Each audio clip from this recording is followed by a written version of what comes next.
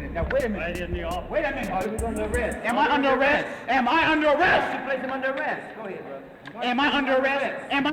Take your hands off me if I'm not under arrest. Am I under I'm arrest? telling you to take your hands off me. Is he Take under your hands arrest? off me. Oh, I'm telling you to take...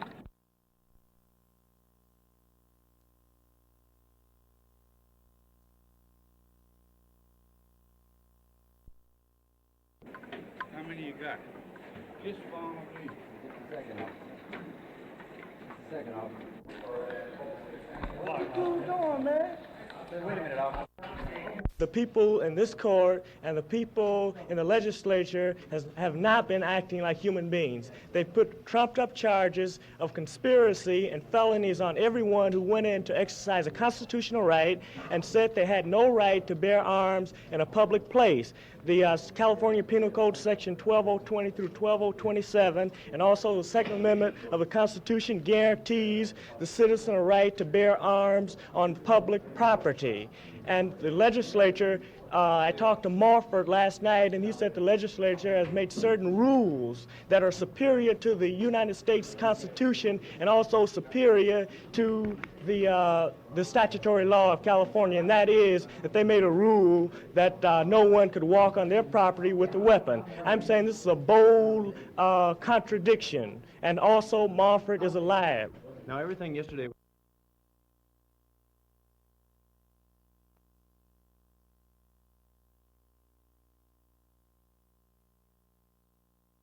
Ain't no sawed off. That's a ride shotgun just like yours. Exactly like But why is yours? And the big stick. Black people have begged, prayed, petitioned for it. And what are you doing removing people's property without due process of law? If I'm under arrest, I'll come. If I'm not, don't put your hands on me. Is this the way the racist government works? Don't let a man exercise his constitutional rights? If my sweater's ripped, you will get... I'd like to make a statement now with this respect. Statement of the Black Panther Party for self-defense on the Mulford Act now pending before the California legislature. The Black Panther Party for self-defense calls upon the American people in general and the black people in particular to take full note of the racist California legislature, which is now considering legislation aimed at keeping the black people disarmed and powerless at the very same time that racist police agencies throughout the country are intensifying the terror, brutality, murder, and repression of black people. At the same time that the American government is waging a racist war of genocide in Vietnam, the concentration camps in which Japanese Americans were interned during World War II are being re-innovated and expanded. Since America has historically reserved the most barbaric treatment for non-white people, we are forced to conclude that these concentration camps are being prepared for black people who are determined to gain their freedom by any means necessary. The enslavement of black people from the very beginning of this country, the genocide practiced on the American Indians, and the confining of the survivors on reservations, the savage lynching of thousands of black men and women, the dropping of atomic bombs on the Hiroshima and Nagasaki, and now the cowardly massacre in Vietnam. All the power structure of America has policy, repression, genocide.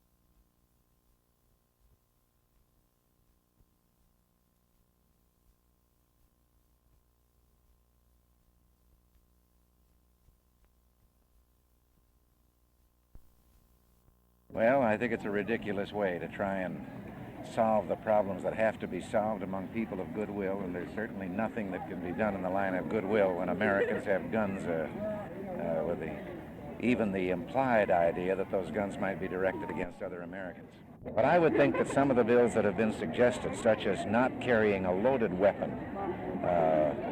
on a city street or in town, this might certainly be a good one. There is absolutely no reason why out on the street today civilians should be carrying a loaded weapon.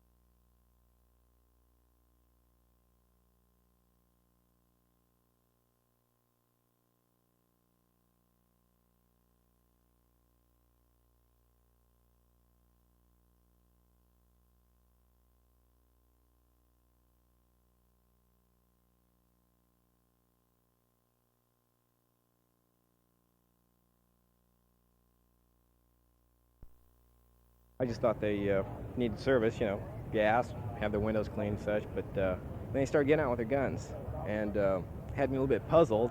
I didn't want to approach them. So one of them walked up to me and asked if he can have $2 worth of gas in his Pontiac over here. So I went ahead and put the gas in, and I noticed the guns were loaded, and they were just standing around. They didn't say anything. They just started, you know, tending to their windows and checking the oil.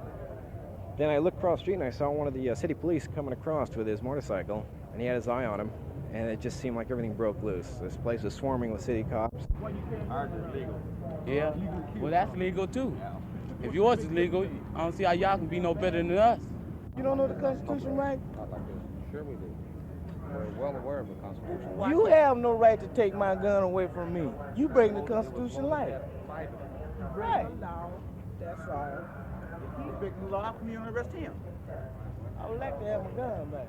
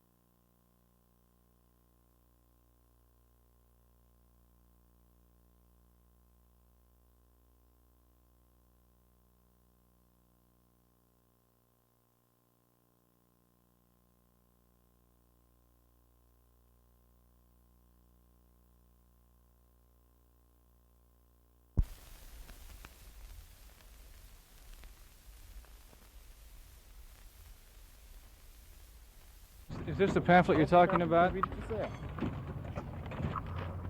The pamphlet says that the Black Panther Party for Self-Defense calls on the American people in general to take careful note of the racist California legislature. Why do you believe the legislature is racist? Don't you know? You're a part of it, and you're obviously, it's a white system. It's obviously where we at. So. What do you mean? Well, just read the pamphlet and you'll see what we mean. You say to read your pamphlet. This is the pamphlet that the man presented me with. It's called A Statement of the Black Panther Party for Self-Defense on the Mulford Act, now pending before the California legislature. The Mulford Act would control the use of arms, especially loaded weapons, and would prohibit them. These men seem to have loaded weapons with them. The statement seems to indicate that these people feel that the black people have been enslaved throughout most of their lives, that the white society is responsible for this, and then they go on to say the Black Panther Party for Self-Defense believes that the time has come for black people to arm themselves against this terror, the terror of the white people presumably, before it is too late, and the pending Mulford Act brings the hour of doom one step nearer. Do you believe everything that's in that pamphlet? The pamphlet speaks for itself. Come on, your next. Come on, your next. All right, I'm not cutting. All right, you're not being trouble. Don't let him go behind you.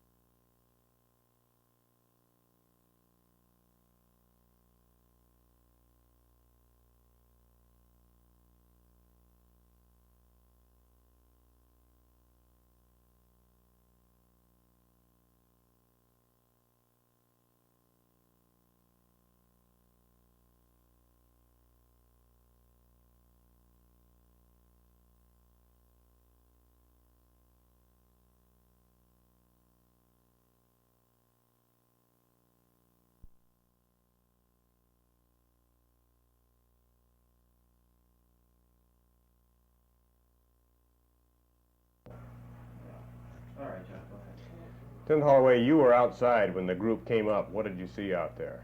I was called down from the upper floors of the Capitol and went to the west entrance of the Capitol, and I saw a group of approximately 4 male Negroes, all carrying weapons of one sort or another, with a smaller group behind them. I stopped them as they came up the front steps of the Capitol, and I was handed a pamphlet by one of the members of the group.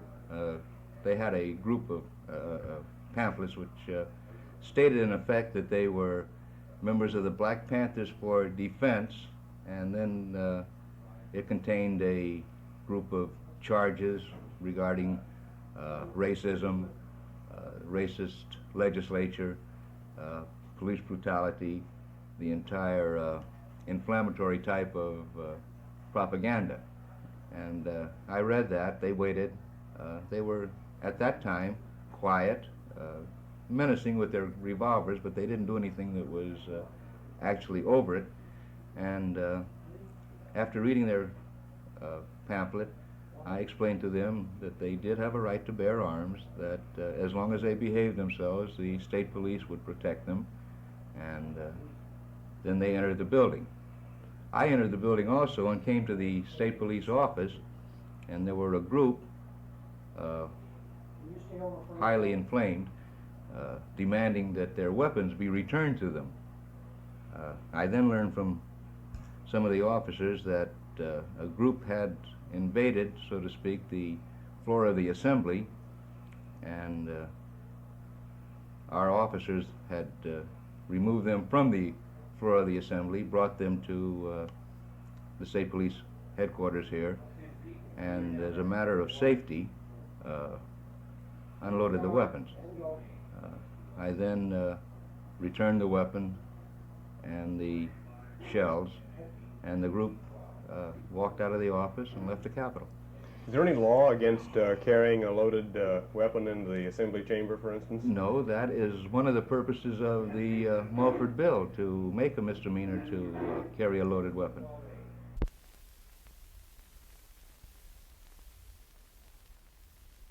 In the back of my mind, no. I believe that these people are well trained, that they know what they're doing, they know exactly how far to go. I believe that they were perhaps a little more vehement inside the police office than they might have been outside, because here they knew they were safe, nobody was going to bother them, and I believe it was a well-organized operation. Same thing. You'd be in the same position. They would be legally entitled to come into the Basically, Capitol. we would be in the same position until they disturbed the peace, or in the event they again committed a misdemeanor, an assault, then they would be arrested for the assault, but not for carrying the weapon. What kind of safety precautions are you going to take when this Mulford bill comes up? As always, we've had to depend on the other law enforcement agencies in the area, and we have received assurances of assistance from the Sacramento Police Department. We're beefing up our manpower on the scene. Do you expect any trouble there? No, I don't. Especially since they're all in the bucket. But I'll tell you one thing, I was scared. Anytime a guy comes up with a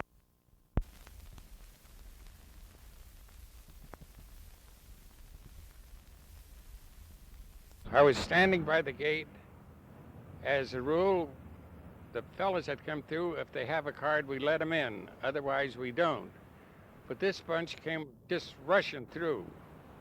No stopping at all. They knocked me away from the gate altogether. Did it knock you down? Yes, sir. And what happened then? Well, they went on into the chamber. Speaker Pro Tem asked me to clear the floor in the rear, and I went to the rear with all the cameramen were there from the news media, and told the people to leave. They had no right to be in there, and they indicated their constitutional right was being violated.